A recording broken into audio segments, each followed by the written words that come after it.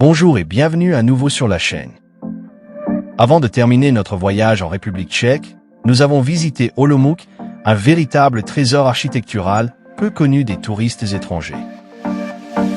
Et si vous aimez notre vidéo, n'oubliez pas de nous donner like, de vous abonner et d'activer les notifications afin que vous sachiez quand nous avons téléchargé une nouvelle vidéo.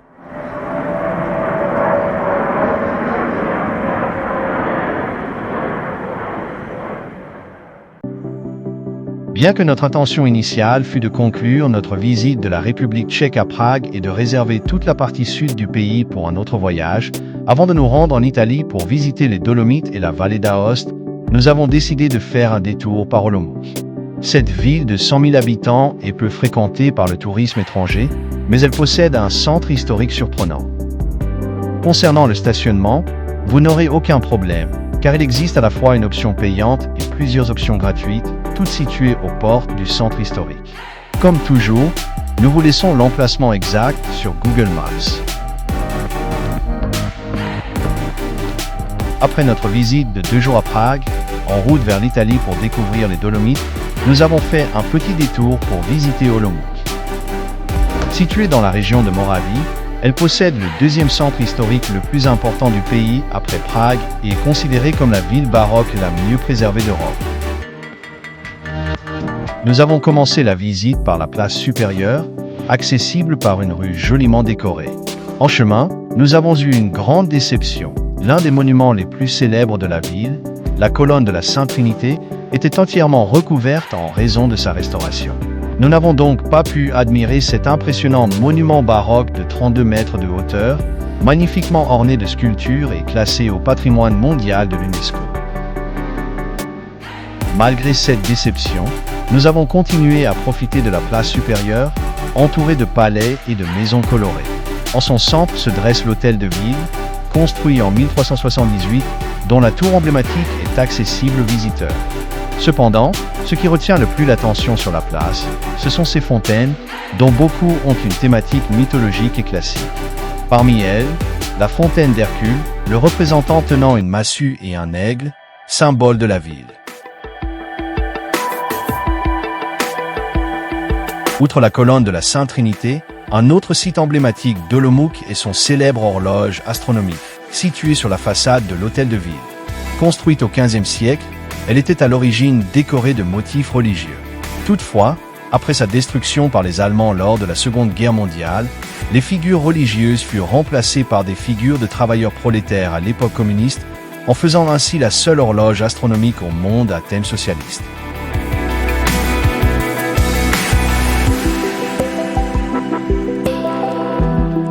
En poursuivant notre découverte des fontaines, nous sommes tombés sur la fontaine de César, la plus grande de la ville, représentant le légendaire fondateur d'Olomouc, accompagné de 2 figures masculines symbolisant les rivières Morava et Danube, ainsi que d'un chien assis, symbolisant la loyauté du peuple envers son souverain.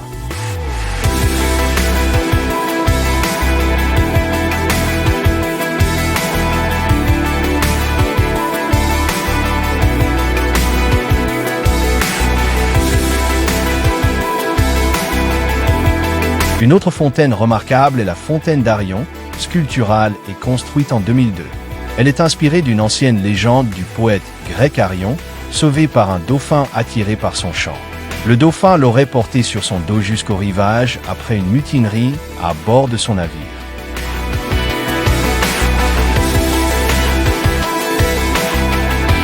À côté de cette fontaine se trouve une jolie fontaine d'eau potable, magnifiquement décorée de marbre et de bronze.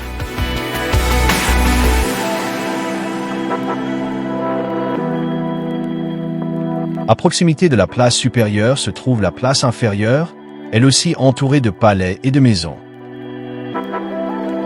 Comme sur la place supérieure, on y trouve plusieurs fontaines, notamment la fontaine de Jupiter et la fontaine de Neptune, la plus ancienne de la ville. Cette dernière représente Neptune sur 4 chevaux marins, tenant un trident pointé vers le bas pour calmer les eaux et protéger la ville.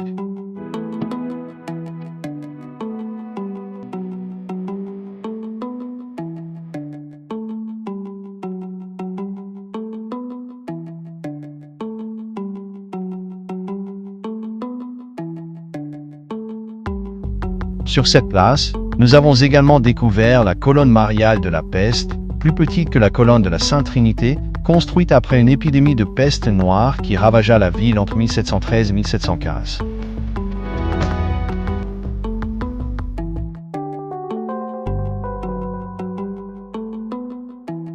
À l'un des extrémités de la place se trouve l'église de l'Annonciation, qui est l'église du monastère des Capucins. Elle doit son nom à la mosaïque située à l'entrée, représentant l'Annonciation.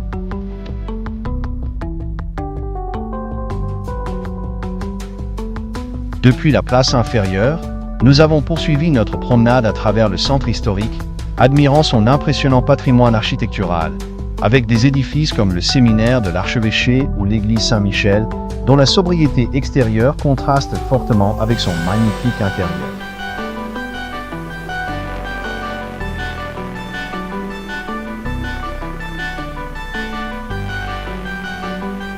Près de la place, nous avons découvert la Villa Primavzi, une villa art nouveau de style viennois. Ancienne résidence d'une famille de banquiers, elle abrite aujourd'hui une galerie d'art et un café.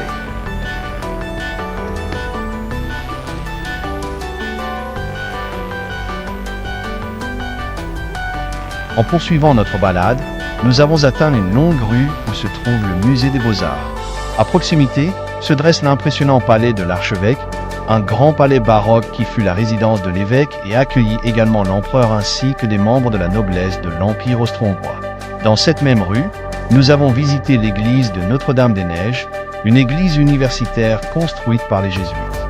Elle possède une belle façade extérieure, mais c'est son intérieur qui impressionne le plus.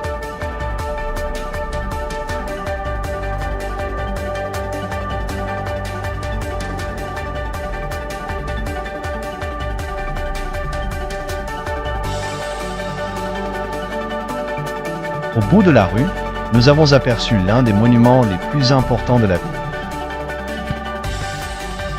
Situé sur la place Saint-Venceslas, qui était autrefois le cœur de l'ancienne Olomouc, se trouve la cathédrale Saint-Venceslas. Construite au XIIe siècle dans un style gothique, elle possède une imposante tour néo-gothique de plus de 100 mètres de hauteur, la deuxième plus haute du pays. Ce temple catholique faisait autrefois partie du château de la ville. Il abrite les sépultures des évêques et archevêques d'Olomouc, ainsi que les reliques de Saint Jean Sarcandé, canonisé par le pape Jean-Paul II en 1995.